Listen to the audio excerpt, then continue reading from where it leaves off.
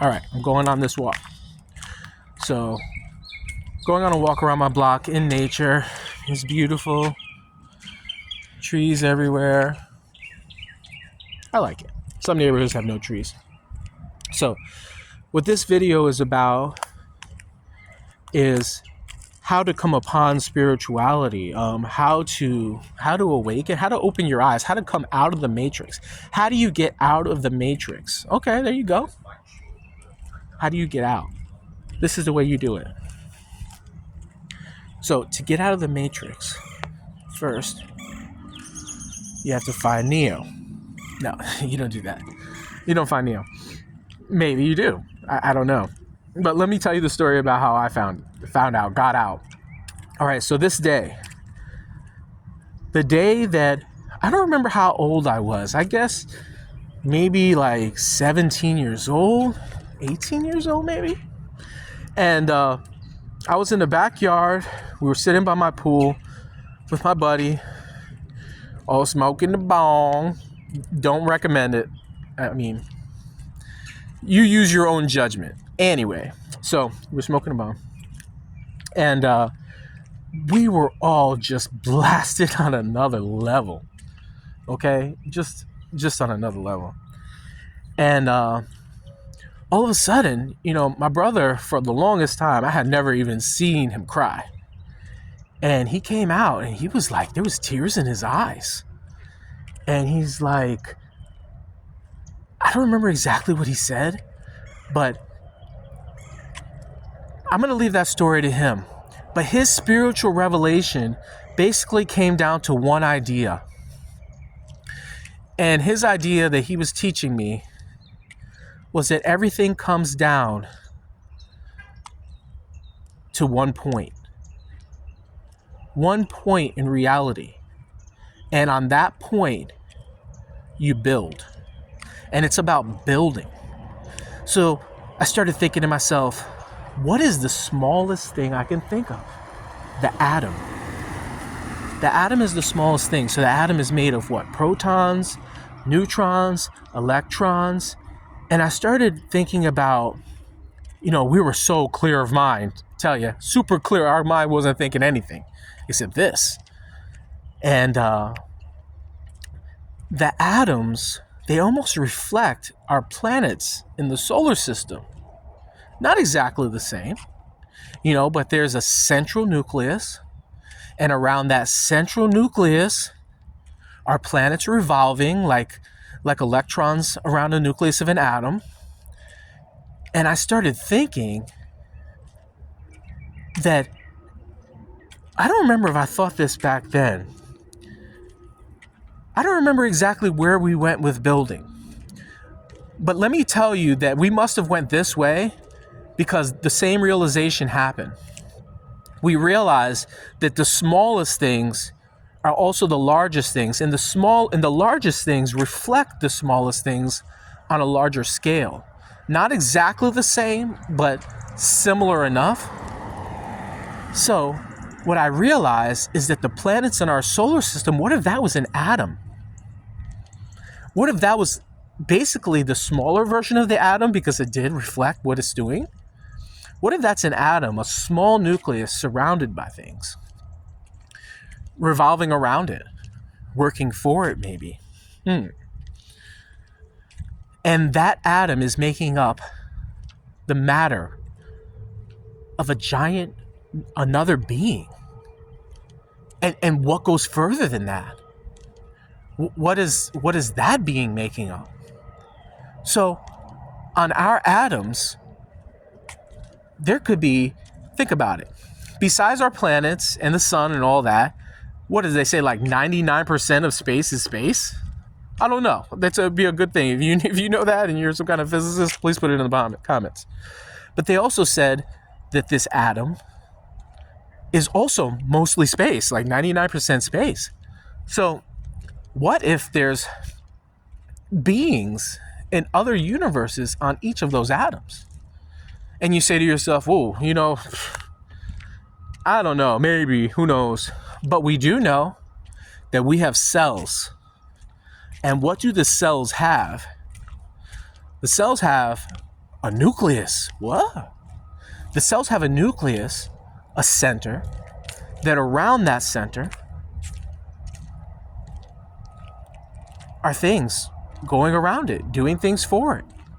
The nucleus is the brain, the center. But our cells, for sure, maybe that's pushing it too far. Yeah, maybe a cell is not like an atom. I'm trying to say one thing is in the center of more things. But it is for sure alive. It's eating, cellular respiration, it's breathing, it's living, it's dying, it's getting rid of waste. And these are alive. So imagine that you're one of the cells on your body. And you're living, you're breathing, you're getting rid of waste, right? Especially after Taco Bell. And imagine you thought to yourself one day, I wonder what's out there. I wonder if there's a bigger being out there. But in reality, those are our cells. So our cell, when it prays, it says, oh God, please help me with this or help me with that. Who's that cell praying to? Us, right?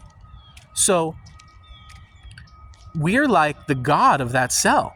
Oh, see, now I remembered. I brought myself back. Our thoughts, they connect. That's what it is. That's what building really is. Building is that everything connects with each other. Okay? Keep watching my videos because there's more that, you might want to take notes if you want to, but you remember those small things, building. So the cells are connected, and how that connects to what I was talking about earlier, like how I first found spirituality, is that we realized that everything that when you go down to the atom, in essence, it's the protons and neutrons and electrons, but it's energy. It's energy. So that energy, those atoms that make your hand, make the grass, make the cars, make the road.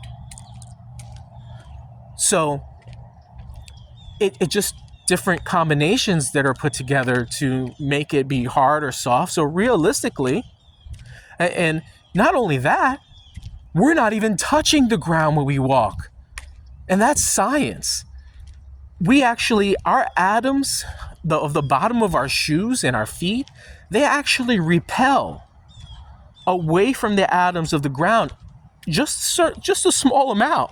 Such a small amount that it feels like we're touching the ground with our senses and everything, but we're not. Boom, boom. We're like bouncing on these atoms. So we realize that this energy that's everything is God. We realize that God is reality. So when you say there's past, there is. That's just in another area of God.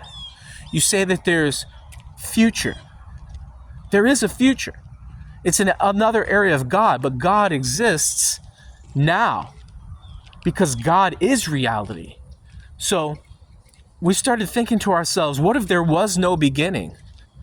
What if there was no end? What if the egg didn't come before the chicken and the chicken didn't come before the egg, because all of it happened and all of it is happening and all of it is already here all at the same time? And that's what people can't understand. People can't fathom how every occurrence is already here, but it's here in the chaos. It's already here in the chaos because everything is static, like those dots on the paper. Draw a billion little dots on the paper and you look at it, you try that. You look at that and you will see images in those dots because your mind creates order from the chaos. The double slit experiment that I was telling you about, they did a scientific experiment where they shot, I believe, photons through these slits. And when you're observing the experiment, the photon will go through one of the slits and boom, it would make a mark on the some type of screen behind it that's sensitive to that. And you would see that the photon just went through one slit. So, but when you weren't observing it, somehow they figured out a way. They figured out a way to observe I don't remember they did it through cameras. You have to look up the experiment. But what they found was that when you observed the photon going through the slit, it only went through one slit. But when it was being unobserved, it went through both slits. And they started realizing that molecules exist in something called quantum superposition.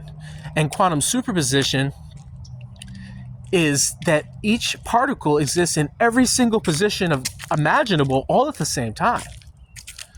So we are this reality. I mean, yeah, there's a God that's a God. So imagine this. Imagine that we're who we are. We're the God of ourselves. Okay, let's think about the next most incredible source of energy. Where's the most incredible source of physical energy that we can see in the physical reality, not have a dream about? Where is it? Is that, what is that brightness there?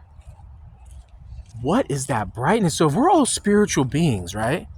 And we have this ball of immense energy just in the sky. Okay, that energy is feeding everything. That energy is the Son of God. The Son of God. Wow. Sorry about that. Wow, that's bright. Just looking upon the Son of God is too powerful for the human body to perceive. See a tiny little UFO floating all around me right now. Don't look in the sun. It's not good for your eyes. So, energy, what is that? Is that possibly our higher self? When you talk about your higher self, there's a whole nother, oh man, the video went too far. Okay, I'm trying not to make the videos that long. All right, so basically how I came to everything is that we realized that everything was God, that God was reality. And we were in such a state of peace for so long. Like, we were following the coincidences and doing things randomly. We got lost one day and we were just taking random turns. Like, if you thought to yourself, okay, I'm going to go right. Nope, go left. Do something different than you ever have. And we actually got unlost without GPS, without anything. We were not lost anymore. But yeah, until the next video, practice these things. Oh, and I promised you one more technique. Now, these techniques were not thought up by me. These techniques are from I believe, the 5 Gateways by Eckhart Tolle. But here's another technique. Another technique is, okay, if you look up on YouTube, Tibetan bell. A Tibetan bell, when you ring it,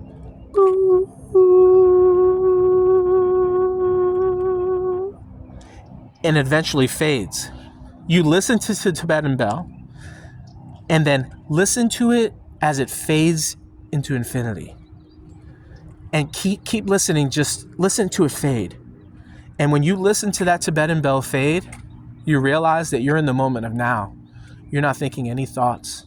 And remember, thoughts that do come in, they're bouncy. They just bounce away. All right, so I don't know if I'll make any more videos today, but I probably will. All right, until next time, clear your mind. Be at peace.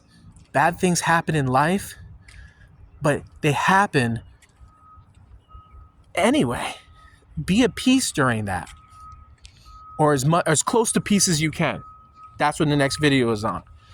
What to do if you clear your mind and you still feel something. Woo. All right, guys, be at peace.